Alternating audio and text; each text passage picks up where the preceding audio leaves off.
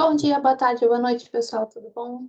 Vamos dar continuidade, então, às nossas videoaulas. Eu vou compartilhar minha tela aqui com vocês. Feito. Então, hoje, o tema da nossa videoaula é perfil estratigráfico e paleocorrentes, tá?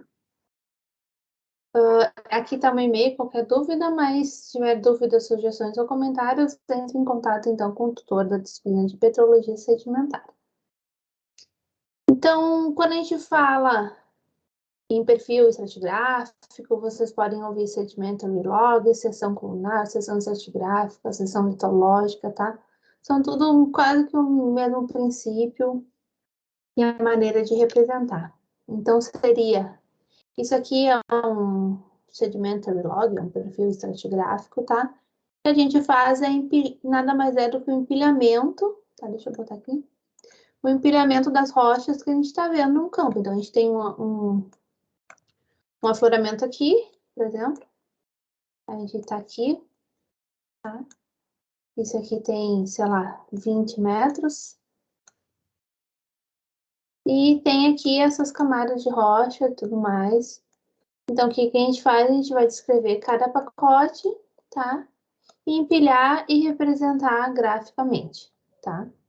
Para depois a gente faz em vários locais, a gente poder correlacionar, interpretar e depois fazer todas as inferências sedimentológicas e estratigráficas, tá? Dessa é a nossa sessão. Pode ser tanto em afloramento como em testemunho também. Então, aqui a gente vai descrever assim, depois volta e descreve para cá, tá? Depende de como tá organizando a caixa. Mas daí a gente pode ter um perfil, às vezes, composto por calha, tá? Pode ser testemunhado, ou pode ser com calha. Então, vai depender do tipo de... o que vocês vão ter disponível, mas nada mais é do que empilhar aquilo na sequência estratigráfica que vocês estão vendo.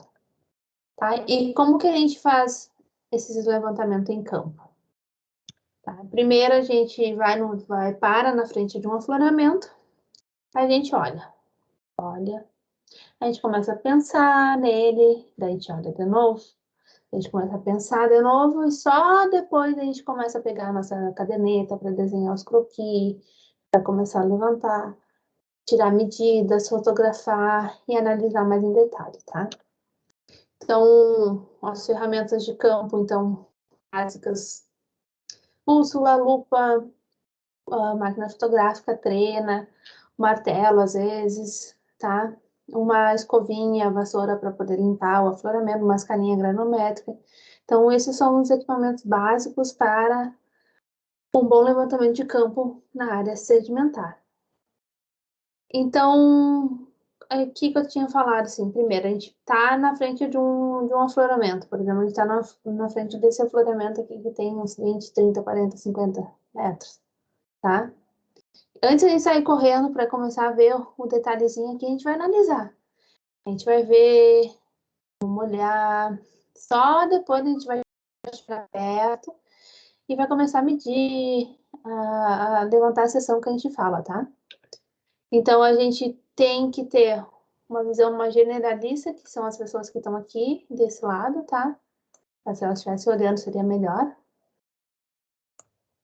Ali.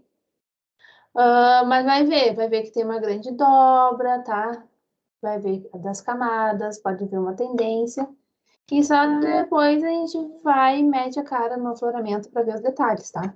Então, quem vê isso aqui primeiro, não vai ver isso aqui. Então, a gente tem que primeiro olhar de longe para depois ir pro micro, tá? E observar as tendências. As que são tendências de empilhamento, tá? Então, aqui a gente vê que a gente tem um material mais fininho e um material mais grosseiro para cá, tá? Então, a gente tem um engrossamento para o topo, tá? Aqui também, engrossamento para o topo. Provavelmente aqui também, engrossamento para o topo. Então, a gente vai ver como que essas rochas são empilhadas. Tem alguma tendência. A gente vai ver a geometria das camadas, tá? Então, ó, aqui a gente tem uma geometria em forma de canal, ou de cunha aqui. Então, isso aqui é bem, muito importante quando a gente estiver descrevendo afloramentos, escrevendo e começar a levantar nossas sessões. Vamos ver, então, a continuidade lateral dessas camadas. A gente vai ver, ó, essas camadas, elas somem aqui, ou ela é contínua lateralmente, tá? Tudo isso a gente vai ter que observar. Para depois a gente ter que olhar em cima, embaixo, do lado, tudo para ver o que a gente está escrevendo e começar a fazer um croquis, um desenho esquemático do que a gente está vendo. Isso aqui tudo vai elucidar, ver o que a gente está buscando, tá? Daí, a partir daí, a gente vai começar a medir e levantar a seção, tá? Para isso, a gente tem que ter a trena, porque a gente precisa saber a espessura dessas camadas, tá? Se as camadas estão horizontais, não tem nenhum basculamento, basta pegar a trena e medir aqui. Medir esse tamanho da espessura. Caso esteja basculada, a gente não vai medir assim, né? A gente tem que medir assim. E daí a gente vai pegar a medida real dessa camada, tá? E como que a gente faz isso? Se o afloramento é muito grande, ou se a gente vai subindo, alguma coisa assim, aí tem várias técnicas. Uma é a trena direta de ir mexendo, outra a gente pode ter um equipamento que se chama Jacob Staff, tá? Ou vara de Jacó. É nada mais do que um bastão, tá? Ele tem um clinômetro e tem uma bússola aqui, acoplada. Então, e ele tem geralmente um padrão de 1,5 m. Então, primeiro a gente tem que medir a S0, saber quanto que ela está mergulhando e para onde. E depois a gente posiciona na base da camada, inclina até a bolha do quilômetro ficar naquela inclinação que a gente quer. E ali vai ter uma mira. Aquela mira, aonde ela mirar no chão, por exemplo, aqui, a gente vai saber que essa espessura aqui tem 1,5 m, tá? E daí a gente pode detalhar dentro. Isso a gente vai fazendo ao longo de todo o nosso afloramento. Outra maneira da gente fazer é fazer uma trigonometria básica. Então, a gente vai saber a distância entre um e outro, vai saber o ângulo, tá? E vai conseguir pegar a verdadeira espessura. Tá? Outra maneira que a gente faz é com a visada da bússola, só que em vez de a gente... A mesma coisa que a gente vai estar fazendo com o Jacob Staff ali, a gente faz a medida padrão vai ser a altura dos nossos olhos. Então, vai ter 1,65, tá? Dependendo, 1,60, alguma coisa que é a medida dos olhos. Então, a gente vai pegar a bússola, vai inclinar e vai mirar ela. Ela tem duas mirinhas ali dentro, a gente vai alinhar direitinho, onde bater nosso olho no chão, a gente vai saber a altura verdadeira, tá? A espessura verdadeira. E isso tudo a gente vai representar graficamente, tá? Então, no papel, a gente vai ter que ter uma escala granométrica, tá? Que tá aqui, e uma escala vertical que a gente vai definir. A gente vai ter que definir assim, a gente vai estar trabalhando em 1/100, tá? Ou seja, 1 centímetro no papel representa 1 metro no afloramento. Ah, essa escala está muito pequena, está muito grande, será que eu não faço 1/50? Tá? Dependendo do grau de detalhe que vocês vão fazer, vocês vão escolher ou o que o professor mandar, né? E nisso a gente vai fazer o perfil. A gente vai ver a espessura das camadas, então a gente tem uma espessura da camada X aqui tá a escala, né? Então a gente sabe que aqui tem quase 1,5 m dessa camada, depois vem uma outra camada aqui por cima, e assim vai indo, tá? A gente tem que ver os contatos entre as camadas, então essa representação gráfica, assim, é uma representação que pode ser de contato erosivo, tá? Aqui é um contato abrupto. As estruturas, a gente tem que botar, então, se a gente está vendo bioturbação, se a gente está vendo fósseis, se a gente está vendo estratificação cruzada, então a gente vai ter que saber tudo que a gente estiver vendo e descrevendo e representando graficamente, a gente tem que botar numa legenda, tá? A escala granométrica vai do gosto do freguês, tá? Pode ser assim, pode ser assim, pode botar do jeito que quiser, tá? Pode ser na parte de cima ou na parte de baixo, então isso vai de acordo, mas tem que ter uma escala vertical aqui, definida, e uma escala granométrica que a gente vai de argila, silt, areia, até os matacões. E depois a gente vai desenhando aqui em cima do jeito que a gente está vendo, tá?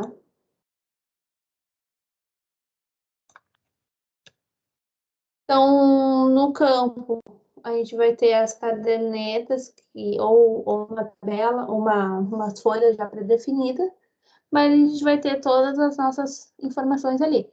Então, a gente vai ter a nossa representação gráfica, ó, que é isso aqui. Então, a gente olha e já consegue mais ou menos entender o que está acontecendo, tá? As principais estruturas, tá? Aqui, aqui são uma amostra, que nesse caso eles pegaram, e algumas observações aqui de como que é essas faces, de alguma coisa importante que vocês estão vendo que vale a pena, então, a gente ficar registrada para depois a gente botar no nosso trabalho. Depois que a gente obtém esses dados em campo, a gente tem que ir para o computador para digitalizar, né? Então, a gente pode usar qualquer tipo de software de digitalização de imagem, tá? Vetor. Então, eu uso muito esse aqui, adoro. Não sei mexer nesse, tá? Tem o Paint, que é bem antigo, mas se alguém gostar, deixe fazer. Ou se não, isso aqui é o Inkscape, que ele é um software livre, que é muito semelhante ao layout do CorelDRAW, tá? Então, isso vai do gosto de freguês. Tem, às vezes, para botar as achuras, se a gente quiser botar alguma coisa, tem uns padrões já pré-definidos da Sociedade Americana, tá? De Geologia. Então, esse aqui é o site, tá? Aqui eu abri no Illustrator, mas ele tem para Corel e PDF. Então, vocês podem pegar para botar no desenho de vocês, tá? Tem um programinha aqui que eu particularmente não gosto, não quero que ninguém use, mas também não posso privá-los, tá? Mas é o SedLog. Então, ele faz um levantamento, a gente põe os dados ali, ele vai gerar, então, um perfil para vocês, tá? Com as coisas, mas eu não gosto do gráfico dele, então, enfim. Para ter o resultado final, assim, então, a gente tem uma escala, tá? Granométrica, a gente tem uma escala vertical aqui, a gente tem a litologia, tudo, uma legenda, tá? E a gente vai ver. Então, aqui a gente já sabe que tem um embasamento. Depois, em cima, tem uma areia média, com estratificação plano paralela, um folhelo com bioturbação. Depois, a gente tem uma camada de arenito médio, gradando para arenito fino, com estratificação plano paralela na base e ripos no topo, ripos assimétrica no topo. Depois, mais no pacote de folhelho. Depois a gente tem um pacote de conglomerado, tá? Com estratificação cruzada canalada, uma areia média com cruzada de baixo ângulo. Essa flechinha aqui foi uma maneira de representar uma palha corrente, tá? E assim vai indo. Já nesse aqui, a pessoa é de um trabalho, tá? Esse aqui eu fiz um curso, isso aqui é de um trabalho, que isso aqui é descrição de poços, tá? Então, a gente tem o perfil de raio gama aqui, que é um método geofísico para conseguir ver basicamente a argilosidade, mas isso depois vocês vão dar uma olhada, tá? Temos uma escala granométrica aqui, a escala vertical aqui, tá? Como é poço, o zero tá no topo, então ele vai daqui para cá contando, mas estamos aqui, ó. A gente consegue ver que tem folhelho, tem arenito, tá? E assim vai indo, vai criando um perfil aqui, tá? E aqui ele já colocou algumas passes, fotos, foi aprimorando o desenho, tá? Então, isso aqui vocês já viram em todo o nosso curso, mas não custa nada a gente dar uma relembrada, tá? Que para a gente fazer esse levantamento, a gente precisa ter bem ciente o que seria uma face sedimentar, tá? Isso foi uma das primeiras aulas que a gente teve de faces sedimentares, então, que são pacotes, então, que tem característica distinta da que está na base e que está no topo, tá? Tem critérios, então, eu nem não vou me repetir, mas tem que saber litologia, conteúdo fossilífero, geometria, a estrutura e as falhas correntes, que é um tema dessa aula também que é muito importante, tá? Que muitas vezes ninguém dá bola, principalmente no início, tá? Então, quando a gente está falando em faces sedimentares, que é tudo aquilo que a gente estava, todas as aulas que a gente está vendo, tá? Uma face sedimentar, ela vai permitir, então, inferir os processos atuantes durante aquela deposição. Nada mais, Então, se a gente tem um arenito, uma estratificação cruzada, canalada, a gente sabe que o processo sedimentar atuante é um fluxo unidirecional sobre regime de fluxo inferior, tá? E vai gerar, que está gerando a migração, então, de uma forma de leito, tipo uma duna 3D. Esse é o processo, tá? Depois, quando a gente estiver levantando e tiver a face A, B, C, D, e a gente vê que essas faces são geneticamente ligadas, a gente vai falar que isso aqui é uma associação de faces, tá? E essa associação de faces, sim, a gente vai dar o ambiente, o sistema deposicional que a gente vai estar trabalhando, tá? Mas isso aqui é de outra disciplina. Então, o que a gente está vendo aqui é faces sedimentares e os processos atuantes. Então, essa foto aqui, se a gente pudesse descrevê-la, a gente tem uma face aqui, tá? A gente tem outra face aqui, ó, que é um conglomerado com gradação inversa, e outra face aqui, que é um conglomerado com uma gradação normal, tá? Então, a gente tem a face A face B e a face C, tá? Se a gente fosse... Depois a gente for descrever essa face de acordo com os critérios, tá? E o processo sedimentar, aqui também. Quando a gente está fazendo esses levantamentos em campo, o importante também, além de descrever as faces e tudo mais, é ver e reconhecer esses estratos, tá? Então, o que a gente tem que observar? Primeiro, a geometria, a continuidade lateral, tá? Se esses estratos são tabular, lenticular, em forma de canal, se são descontínuo, blá, blá, blá. A natureza dos contatos, se é abrupto ou transicional, se ele é uma superfície plana, se tem erosão ou truncamento entre essas camadas, tá? E o padrão de empilhamento é ver se ele está pressando para o topo ou se está adegalçando para o topo. Então, algumas geometrias, tá? A gente tem lenticular, tá? Pode ser assim. Importante que ela vai afinando para os lados, tá? Tem tipo canal, base côncava com topo plano, sigmoide. Então, tudo isso vai dar inferências do que a gente está falando, tá? Ó, os traços tabulares, eles são retinhos, eles não têm muita diminuição de espessura lateralmente, geralmente são contínuos lateralmente, tá? Os traços lenticulares, ó, o que eu falei, ó. Ele vai afinando, ó, daqui ele quase desaparece, engorda um pouquinho, desaparece depois, tá? Isso aqui é tipo um lobo, tá? Ó, tá aqui.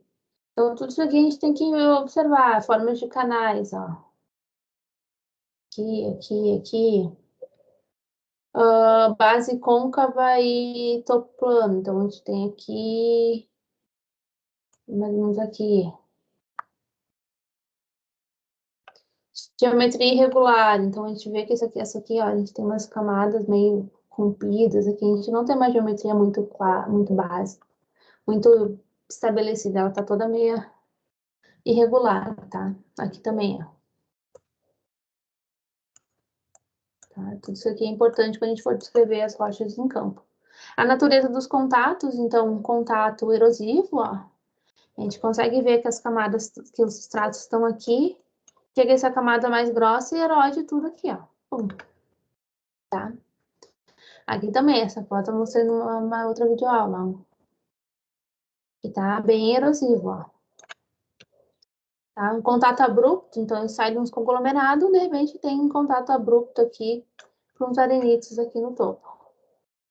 Contato gradacional, então aqui tem um pacote de areia que vai gradando para um pacote mais lamoso, tá? A gente até vê um limite inferido, mais ou menos aqui, mas a gente não sabe bem onde é que ele tá. Então a gente fala que é um contato gradacional, tá? E o padrão de empilhamento, ó. Então a gente tem um espessamento para o topo, aqui é a base, aqui é o topo, então sai de depósitos lamosos para depósitos mais arenosos. Ou ao contrário, ensaio dos depósitos mais grosseiros para depósitos mais finos aqui. Tá? Para depois a gente ir também para a parte, então, mais detalhada. Então, a gente tem que ver a textura e a composição descrever aquela face de acordo com a granulometria, a proporção com a matriz, tá?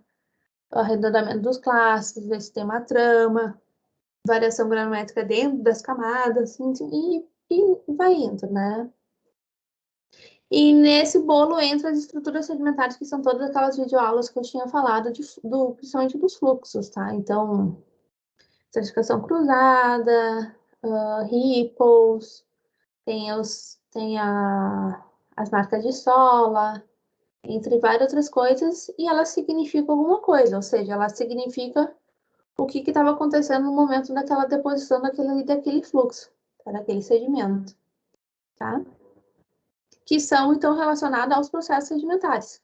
Então, aquilo que eu já venho falando desde sempre, as estruturas, as faces sedimentares, elas vão lembrar, vão ser a fotografia do processo sedimentar que estava atuando, tá? Durante aquela deposição.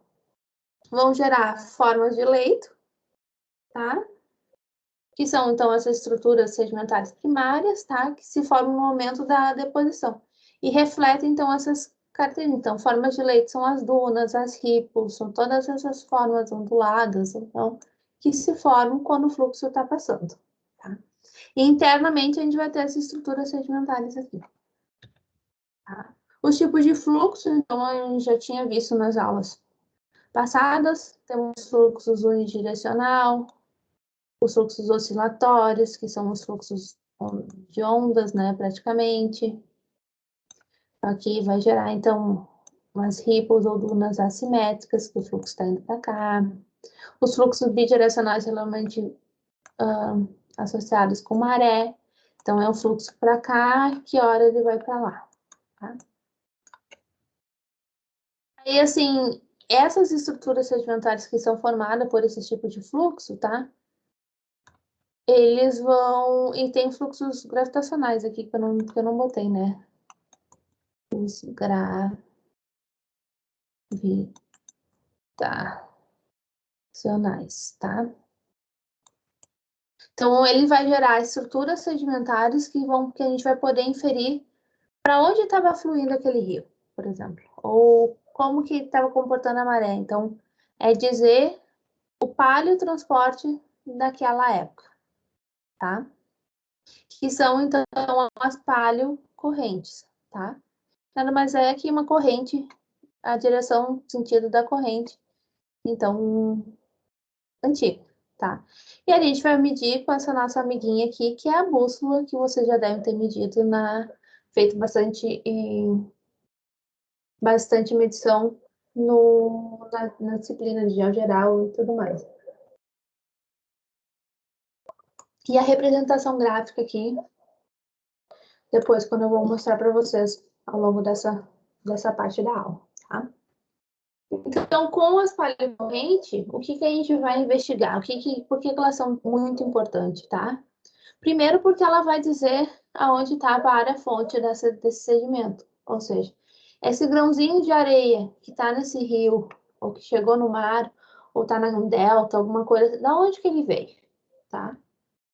Ele veio do norte, de sul, do leste, oeste. Então, a gente vai saber isso medindo, então, as estruturas sedimentares deixadas por esse fluxo, tá? E vai saber que ela está indo, por exemplo, para cá, tá? Por onde ela passou, tá? Como foi transportada, depositada. Então, tudo isso a gente consegue tirar informações da paleocorrente, tanto nessa parte mais de sistema deposicional, até uma análise de bacia maior, tá? Ah, se ergueu a área-fonte, mudou a área-fonte, por quê? Entre outras coisas, tá?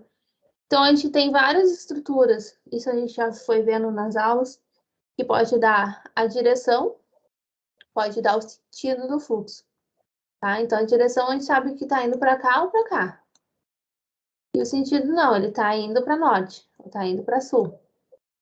Então, a gente tem esses tipos de estruturas que a gente pode medir com a palha corrente. Então, quando a gente vai falar a direção do fluxo, a gente sabe que ele está indo para lá ou para cá, tá? Então, são principalmente os fluxos de fluxo superior ali, a alineação de partição, a associação plano paralelo, a gente sabe que tá indo para lá ou para cá, tá? Aqui também, ou vem para cá ou vem para cá. Então, o que a gente vai fazer? A gente vai botar a bússola aqui, apontada para qualquer lado, e vai ver qual que é. Ah, aqui é sul e norte. Então, na minha direção pode ser sul e norte ou norte e sul. E assim vai indo. E outras estruturas também que não tem uma feição que pode indicar para onde está indo. Por exemplo, as Groovecast, que são algumas marcas de solo, algumas estrias. A gente só sabe que o fluxo está passando assim ou assim, tá? Já as estruturas indicadoras de sentido do fluxo, a gente sabe que o fluxo está indo ou para cá ou para cá, tá? Então, elas são representadas, a gente consegue medir quando a gente tem essas ondulações assimétricas, ó. Então, a gente tem um STOS e um LIS assimétrico. Que isso é característica, então, de ripples e dunas, tá? Vai gerar, então, internamente as laminações cruzadas, tá? Então, a gente vai ver o caimento para cá, a gente já sabe que a palha corrente está para esse lado, ou pela morfologia também aqui, ó. Tá? As climb ripple também, né? A gente sabe que elas estão cavalgando para cá e tá caindo para cá os estratos. E nisso tudo a gente vai pegar, então, a nossa bússola, tá? Vai botar aqui e vai alinhar com a crista e a gente vai saber que a nossa palha corrente está para cá. E dentro, então, a gente vai ler o ângulo que ela tá, quantos graus que ela tá fazendo. Então, ela tá a 40, 900, 270, 340, então isso a gente vai anotar. Lembra, a gente tem que lembrar sempre que a análise de palha corrente é uma questão estatística. Então, não basta a gente ter uma medida, porque essa medida, o fluxo está indo para cá, mas ele tem umas oscilaçõezinhas. Então, a gente vai ter que fazer um trabalho estatístico para ver qual é a moda principal, tá? Aqui também estão as migrações dessas formas de leite, só para mostrar, então, os grãozinhos estão vindo para esse lado aqui e caem nessa parte, gerando as estratificações, tá? A gente sabe que o fluxo está vindo para cá, a gente vai botar a nossa bússola virada para cá. Tá? E claro que tem todo o caimento do mergulho, então a gente tem que sempre buscar 3 pontos na rocha para saber se eles estão mais, os estratos estão mais caídos assim, mais assim, mais assim, e conseguir ver direitinho a estratificação. Tá? Isso vai variar um pouquinho de ângulo. Tá? E depende também de como que a gente vai, em qual corte que a gente vai estar trabalhando, tá? Mas geralmente em dunas e ripples. Então, se a gente está vendo um corte longitudinal, a gente vai ter estratificações cruzadas, tabular ou tangencial, tá? E se a gente está vendo um corte de frente aqui, ó, a gente vai ver a estratificação cruzada canalada. Então, a gente sabe que o fluxo está vindo para dentro ou para fora. Então, nesse caso, a gente tem que ver se os estratos estão saindo da página aqui ou se estão entrando. Daí, nisso vai direcionar qual a direção que a gente vai botar a bússola, tá? Se os traços estão caindo para cá, a gente vai botar a bússola aqui. Se os traços estão caindo para dentro, a gente vai botar a bússola virada para lá. E daí vai ler vai ler o que a bússola está falando, tá? Então, aqui são os exemplos de estratificação cruzada. Então, tá aqui, ó. Então, a gente vai pegar a bússola e vai botar para lá, tá? Tentando pegar os 3 pontinhos aqui para ver se ele tá um pouquinho mais caído para esse lado, um pouquinho mais caído para esse outro lado, e anotar os números. Então, quando a gente estiver anotando na caderneta, a gente vai ver, 270, 245, 270 de novo, 260, 130, 280, tá? Isso a gente vai tudo anotando para depois a gente fazer uma estatística com esses números aqui. Será que essas que estão 270, 245, 280, isso aqui é uma variação muito grande, vai dizer que a gente está com 2 processos diferentes? Muitas vezes não. É só porque o fluxo a gente pode estar numa... Dependendo de se a gente está falando de uma duna com uma crista ondulada, por exemplo, às vezes ela vai estar caindo um pouquinho para cá, um pouquinho para lá, mas o sentido principal, o vetor principal resultante vai ser para aquele lado de lá. Tá? Muitas vezes essas pequenas variações não tem problema de não estar batendo, tá? E geralmente não bate, né? Então aqui a estratificação cruzada, para onde que a gente, a palha corrente, o palha fluxo dessa foto está indo para onde? Ou está saindo da foto, ou está entrando. Então, aqui a gente vai ter que ver se os traços estão para cá, saindo da foto, ou entrando para a foto para ver para qual lado a gente vai botar a bússola, tá? Já nessa estratificação, quando a gente está num corte longitudinal, né? Seria a parte aqui. É mais fácil porque a gente sabe que está indo para esse lado do de cá. Então, a gente vai vir, vai pegar os 3 pontos, vai botar a bússola aqui para medir para onde que está indo, tá? Então, a gente vai tirar palha corrente aqui, palha corrente aqui, palha corrente aqui, aqui, para fazer um trabalho estatístico. Em conglomerado, como eu já tinha falado nas aulas anteriores, às vezes a gente não tem as estruturas de cruzadas, mas a gente tem os classos imbricados, né? Então, aqui a gente vê que os classos são tudo imbricadinhos, assim. Então, como classos, eles vão ir rolando assim, ó.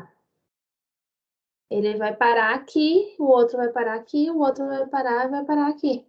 Então, quando os classinhos estão alinhados dessa maneira, a gente sabe que a palha corrente está indo para esse lado, o fluxo está indo para esse lado. Então, a gente vai botar a bússola aqui, tá?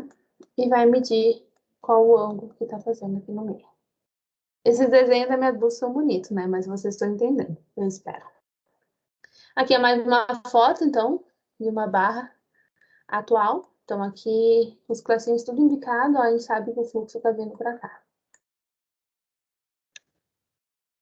Tem outros tipos que não são essas estruturas de fluxos superior ali, mas são principalmente fluxos gravitacionais em base, que são aquelas estruturas de base de camada, são as estruturas de sola, tá?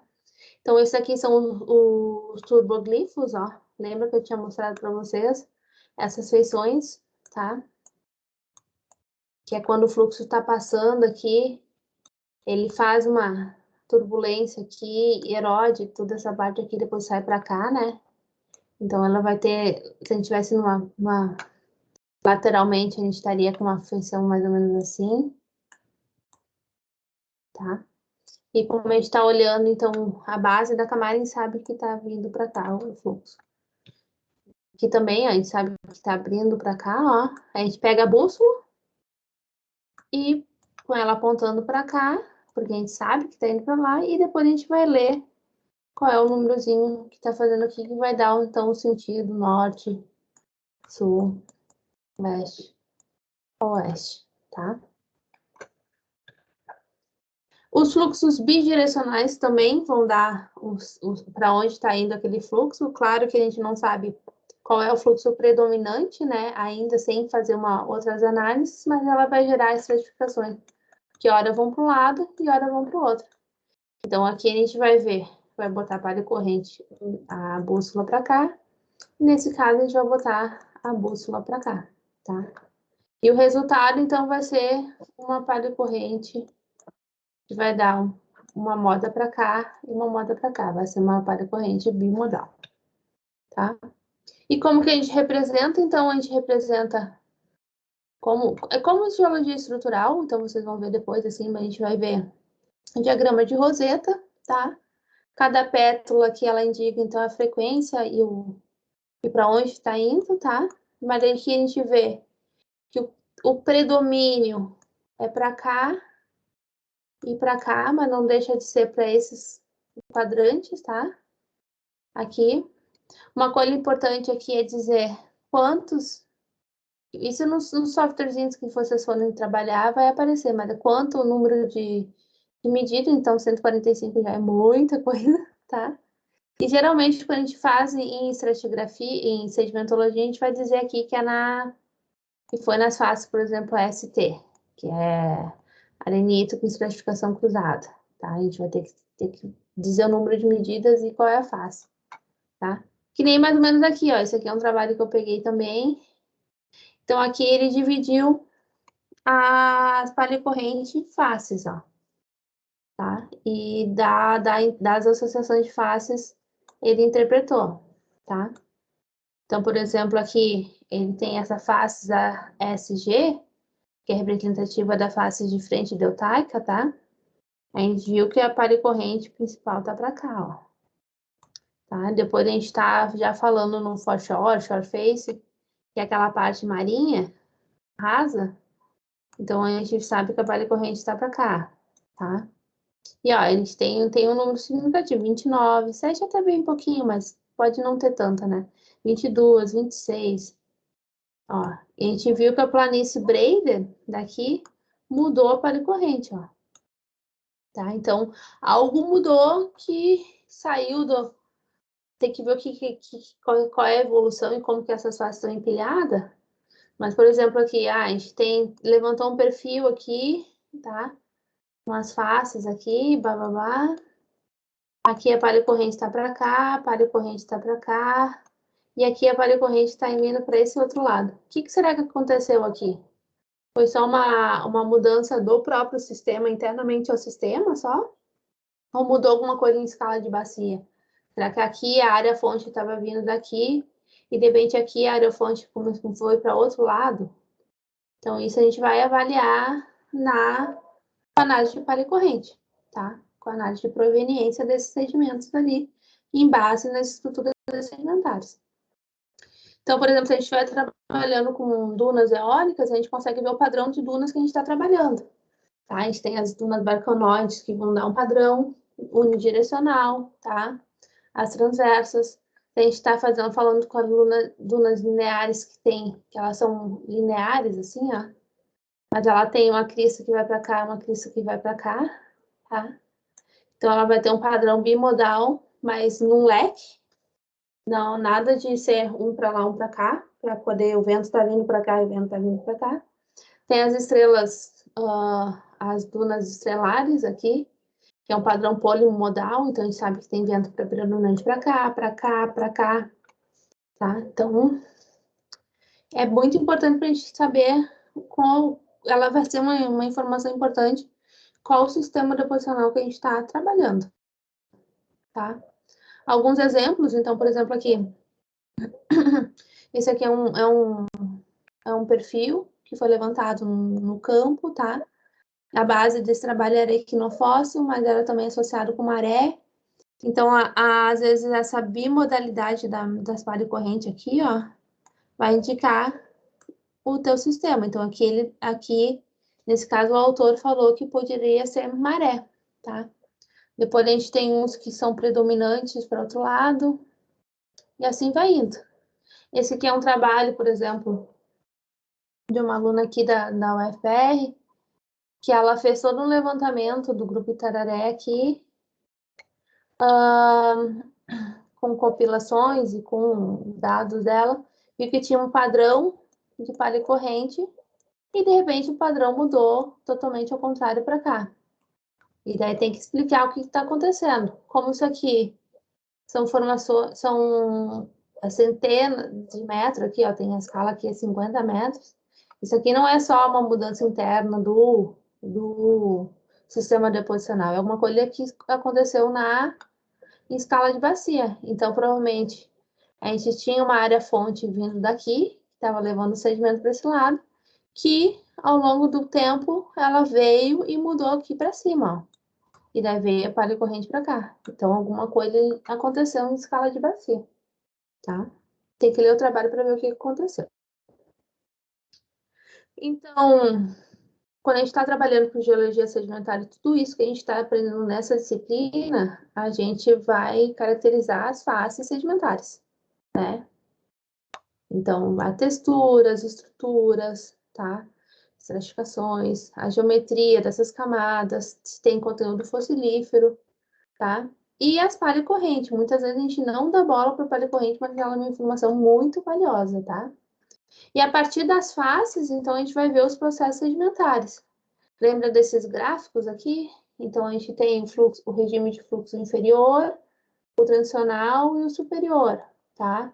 E dependendo das estruturas que a gente está observando, a gente vai saber em qual parte que está e qual tipo de feição. Se é crista reta, se é crista ondulada, se é ripple, se é duna, tá? Então, qual tipo de forma de leite que está fazendo, tá?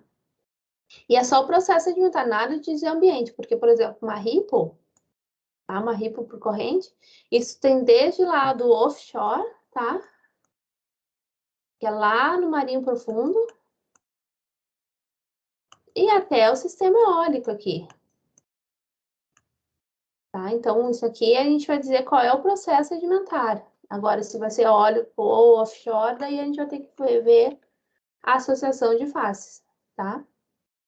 E daí sim, quando a gente associa essas faces geneticamente linkadas, ou seja, quando elas estão empilhadas, a gente vê que essas faces são geneticamente linkadas, a gente vai dar o nosso sistema deposicional, que isso daí já vem para o próximo capítulo, tá? Então, a partir desses levantamentos que a gente viu, a gente vai gerar, então, nossos modelinhos deposicionais, tá? Então, é face, processo, associação de faces, e, por consequência, associação daqueles processos sedimentares que vai dar, então, nosso sistema, tá? Então, pegando, focando um pouco mais, então, na nossa paleocorrente, paleocorrente vai ser uma ótima dica do que a gente está trabalhando aqui, tá? E eles vão ser importantes para estudos paleogeográficos, porque a gente vai ver onde é que está a linha de costa, onde é que está a nossa área fonte, tá? Nosso riozinho está vindo para cá, o delta veio para cá, daí depois migrou para cá, ou fez alguma coisa, tá? E daí a gente sabe que na base as paleocorrentes estão indo tudo para sul, de repente no topo da seção ela começa a ir para norte, então a gente pode falar que a nossa área fonte mudou, por que mudou? Foi uma questão tectônica. Então a gente pode até trabalhar com a escala de evolução de bacias. Então tem alguns livros aqui que são bem legais para ver, esse daqui do Collison e Thompson, tá? Sedimentary Structures. E esses dois livrinhos são meio que esse aqui é um guia de campo, é muito bom. Isso aqui a gente tem na biblioteca, tá? Então aqui a gente tem vários, tá discriminado em arenito, carbonato, conglomerados, e tem fotos e explicações das estruturas. E esse aqui são técnicas de campo, então tem parte sedimentar, então aqui a gente tem afloramento, como a gente levanta essa seção, como faz um croquis, e é muito legal também. Bom, era isso. Então, se tiver alguma dúvida, alguma coisa, a gente discute mais no nosso encontro síncrono. Então, era isso, pessoal. Até mais.